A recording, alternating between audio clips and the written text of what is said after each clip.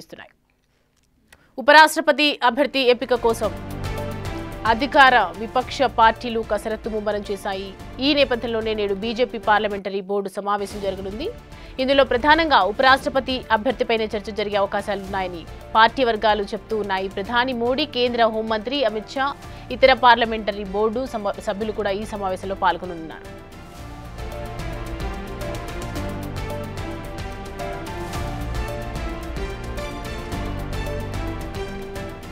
ఇదే అంశంపై 2 రోజుల క్రితం బీజేపీ జాతీయ అధ్యక్షుడు నడ్డా నివాసంలో కేంద్ర మంత్రులు అమిత్ షా, రాజ్నాథ్ సింగ్ సహా సీనియర్ నేతలు సుదీర్ఘంగా చర్చలు జరిపారు.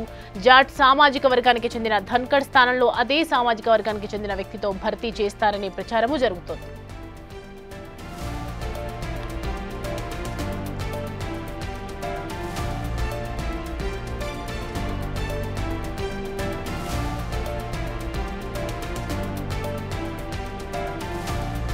నేడు పార్లమెంటరీ బోర్డు సమావేశం జరగబోతున్నటువంటి నేపథ్యంలో మరి ఉపరాష్ట్రపతి అభ్యర్థి ఎంపిక ఎలా ఉండబోతుందనేది ఇంకా వివరాలు అడిగి తెలుసుకుందాం.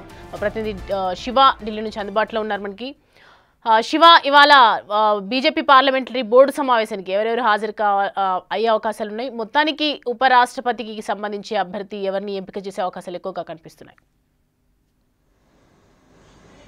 రైట్ సౌమ్య, ఈ రోజు బీజేపీ పార్లమెంటరీ బోర్డు సమావేశం జరగబోతుంది. ప్రధాని నరేంద్ర మోడీ అధ్యక్షతన సాయంత్రం 6 గంటలకు బీజేపీ కేంద్ర కార్యాలయంలో ఈ సమావేశం జరగబోతుంది. ఈ సమావేశంలో ప్రధానంగా ఉపరాష్ట్రపతి అభ్యర్థి ఎంపికపై తీవ్రమైన కసరత్తు అనేది జరిగే అవకాశం కనిపిస్తుంది. దానికి సంబంధించి ఈ రోజు తుది నిర్ణయం తీసుకుంటారంటూ కూడా ప్రచారం జరుగుతోంది. అయితే దీనిలో ప్రధానంగా పలువురు పేర్లు వినిపిస్తున్నప్పటికీ ఎవరిని బీజేపీ అధిష్టానం ఫైనల్ చేస్తుంది అనేది కూడా చూడాల్సింది. ఈ రోజు ప్రధాని నరేంద్ర మోడీ అధ్యక్షతన జరిగే సమావేశంలో జేపీ నడ్డా, కేంద్ర హోంమంత్రి అమిత్ షా, రక్షణ శాఖ మంత్రి, అలాగే పలువురు సీనియర్ నేతలు, ఇటు పార్లమెంటరీ బోర్డు సభ్యులు ఎవరున్నారో వారందరూ కూడా ఈ సమావేశంలో పాల్గొంటారు. వారి వారి అభిప్రాయాలను ప్రధాని నరేంద్ర మోడీ అడిగి తెలుసుకుంటారు. ఫైనల్ గా ఈ రోజు దానికి సంబంధించి తుది నిర్ణయం తీసుకునే అవకాశం అయితే ప్రధానంగా కనిపిస్తోంది. ఇప్పటికే ఉపరాష్ట్రపతిగా ఉన్న జగదీప్ ధన్కర్ అనారోగ్య కారణాల వల్ల తాను రాజీనామా చేస్తున్నట్లు ప్రకటించారు. ప్రకటించిన తర్వాత ప్రపంచం కూడా ఎవరు ఉపరాష్ట్రపతి పీఠం మీద కూర్చుంటారంటూ కూడా అంతా కొంత ఆసక్తికర చర్చ అయితే కొనసాగుతుంది. కానీ ప్రెసిడెంట్ ఎవరైతే రాజ్యసభ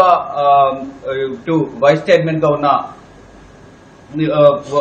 ఆ వ్యక్తినే మళ్ళా ఉపరాష్ట్రపతిగా పంపిస్తారు అనే ఒక ప్రచారం అయితే జరుగుతోంది. కానీ అతన్ని పంపిస్తారా, లేకపోతే అదే సామాజిక వర్గానికి సంబంధించిన వారిని మళ్ళా ఉపరాష్ట్రపతి పదవికి పంపిస్తారనేది కూడా చూడాల్సింది. Harivansh Narayan Singh present vice chairman గా ఉన్నారు కాబట్టి ఆయన స్థానంలో ఉపరాష్ట్రపతిగా ఉన్న జగదీప్ ధన్కర్ రాజీనామా చేసిన నేపథ్యంలో హరివంశ్ పంపిస్తారు, ఇంకెవరైనా పంపిస్తారని చూడాల్సింది. కానీ దీనికి సంబంధించి పలువురు గవర్నర్లు కూడా పోటీ పడుతున్నారు. ఇటు మహారాష్ట్ర గానీ, గుజరాత్, ఢిల్లీ, జమ్మూ కాశ్మీర్ ఈ 4 రాష్ట్రాలకు సంబంధించిన గవర్నర్లు కూడా ఉపరాష్ట్రపతి పదవి కోసం పోటీ పడుతున్నట్లుగా తెలుస్తుంది. వారితో పాటు పలువురు కేంద్ర మంత్రుల పేర్లు కూడా తెర మీదకి వస్తున్నాయి. ఇక ఈ రోజు ఫైనల్ గా సాయంత్రం జరిగే ప్రధాని నరేంద్ర మోడీ అధ్యక్షతన జరిగే సమావేశంలో తుది నిర్ణయం తీసుకుంటారు. దీనితో పాటు బీజేపీ జాతీయ పార్టీ అధ్యక్షుల సంబంధించి కూడా ఈ సమావేశం చర్చించే అవకాశం కనిపిస్తుంది. మొత్తంగా చూసుకుంటే ఈ ఉపరాష్ట్రపతి పదవికి సంబంధించి నామినేషన్ల ప్రక్రియ అనేది కూడా ముగియబోతుంది. 21 తేదీతో 21 తేదీతో నామినేషన్లకు చివరి తేదీ, 22 పరిశీలన, 25న ఉపసంహరణకు తుది తేదీ కాబట్టి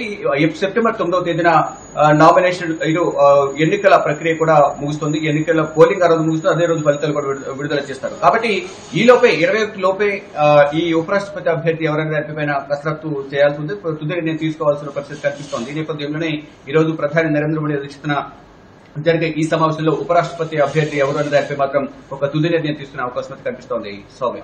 right Shiva, thanks for the updates.